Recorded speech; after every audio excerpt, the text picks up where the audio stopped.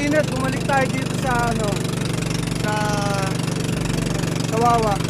Meron lang tayong gustong ano, balikan para makapagal. Medyo halos wala nang tubig, dami naliligo. Mamaya try natin mag-video ng ano, time-lapse. Natin hyperlapse. Tingnan natin to kung ano meron doon. Secret din eh. So ito, dito tayo sa Secret River daw to. Pero wala na yung tubig, nagtago na. Ayan.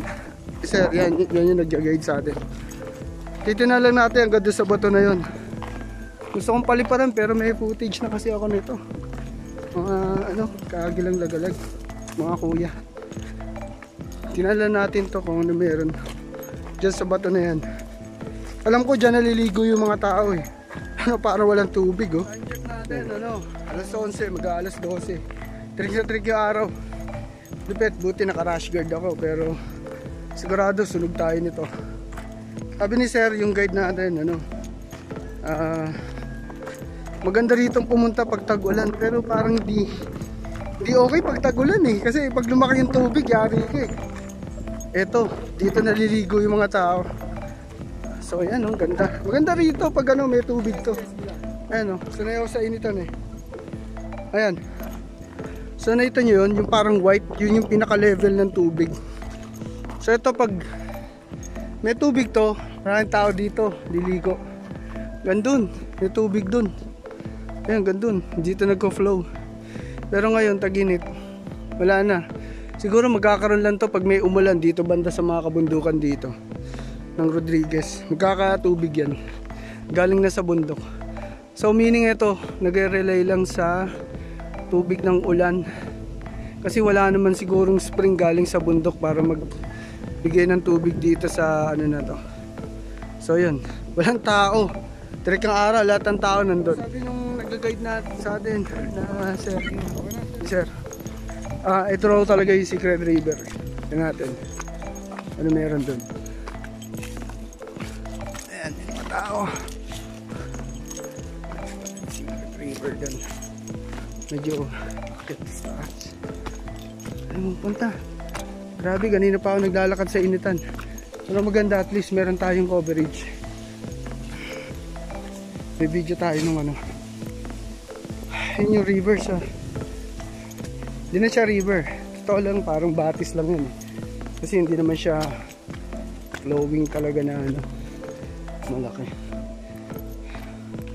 Meron palang ginawa dito na daanan ng mga tao. So okay din pala. Ano? Ganda pag may tubig. Tapos yung tubig niya kasing linaw nung nakita natin sa Laguna or sa Photo Mines. Ayan o. Yan. So siguro pag medyo kulimlim, hindi na summer, babalik tayo dito para magkaroon tayo ng footage nitong ano, running water. Yan, ang tubig. Tuyo. Ganda. May konting tubig, ayun. Pero wala na rin yan. Meron doon parang ano, store, may bahay. Ang ganda na yung bahay nila. Nasa taas. Pero sana matibay siya. Private property. So yan. Oo. Simula pa lang. Ayan. Dito tayo sa ano. May tubig konti. Pero hindi na siya maabot. Hindi dito na lang. Right out, maliligo ka pa dyan. Para kang ano yan. Nasa hot spring. Hindi siya liguan. Yan. Tubig. Tika nyo. Dito lang tayo, sir. Ano pa ba yung Secret River? Wala pa ba? Yan, yan na. Wala na rin eh. Yung tubig eh. Pero wala naliligo. Wala eh. Ito. Yung tubig oh. Sigurado warm water to. Pero may isda eh. Kaya natin. Aba, malamig pa ng konti.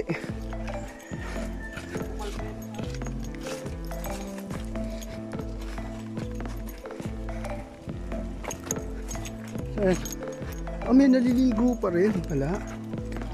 Wala. Parang hindi na advisable maligo dito.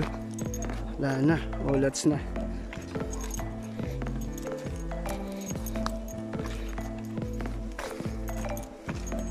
Silipin lang natin to. Ito na raw yung pinaka secret river. Ito, secret. Secret lang kay maingay. Ayan. Ayan. Pero may naliligo pa rin. Grabe. Wala na eh. Meron, ayun. Wala ang tubig. Mas maganda. Dumadaloy ng tubig na gano'n. Grabe. Ayan. Hindi na. Wala ang tubig. Russell, magkita tayo.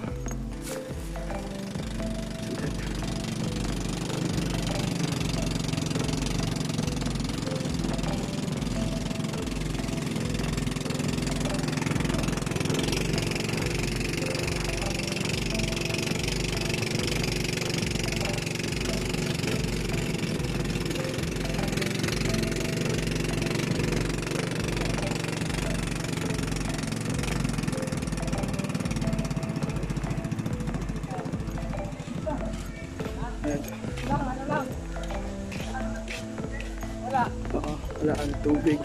Pero ang ganda rito, kita mo maghogan eh. Ay, nagkakampo. Ganda.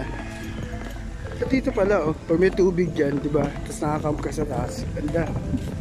Ganda talaga pag mahogan yung mga puno. Tinan mo. Kahit saan pwede ka mag ano ng hangin. Titignan mo dun sa bukana, kala mo walang ano. Walang mga nagkakamp. Pero pag pumasok ka na dito, dito pala lagi ibang tao. Kasi patag siya. Medyo peaceful. Wala nga lang tubig doon. Diba? Just yan talaga yung pinunta ng tao. Pero pa nagkaroon ng tubig yan, matadalagsay na naman ang tao dito. Ay, talang natin saglit yung first. Sige, ka lang. Ako kinukunan ko eh. Yeah, thank you. Ayan. Natin, kita natin dito. Target ko ngayon sa lakad natin. Puro falls. Yung isang falls doon, restricted area, hindi tayo nakapasok. Yung parting Timberland. So ngayon nandito na tayo sa ano, sa Wawa. Nga lang, walang tubig. So siguro kung gusto natin makakita talaga ng falls, pupunta tayo ng parte ng Laguna.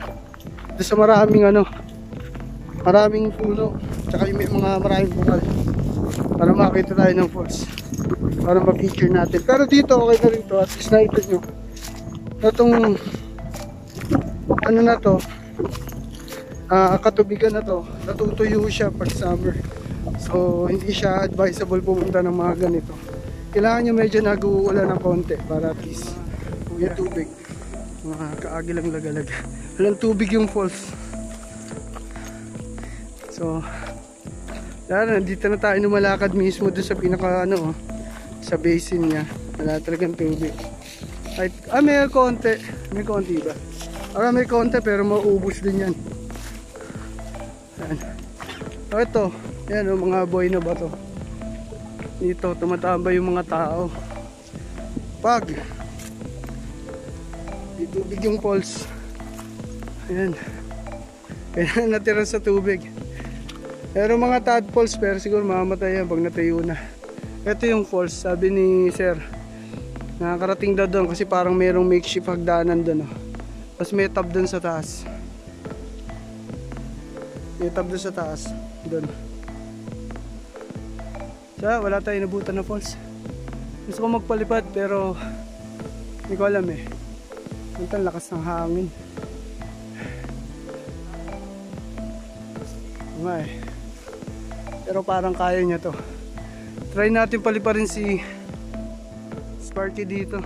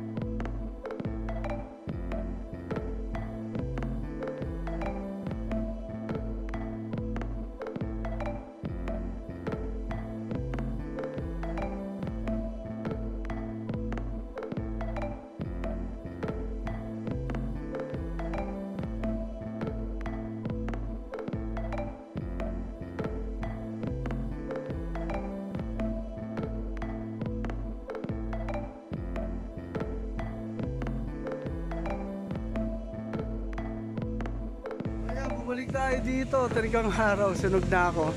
Akala mo, disyerto na yun, no? Pati ito. Inaantay ko lang yung bangkero para makabalik na tayo doon. Hindi ko alam kung pupunta pa tayo sa isang site para masulit natin yung ano natin. Ibang gas natin para walang tubig yung falls. Hindi naman nakakadismaya pero at least alam ng mga nanonood sa atin na ganun pala itsura pag summer.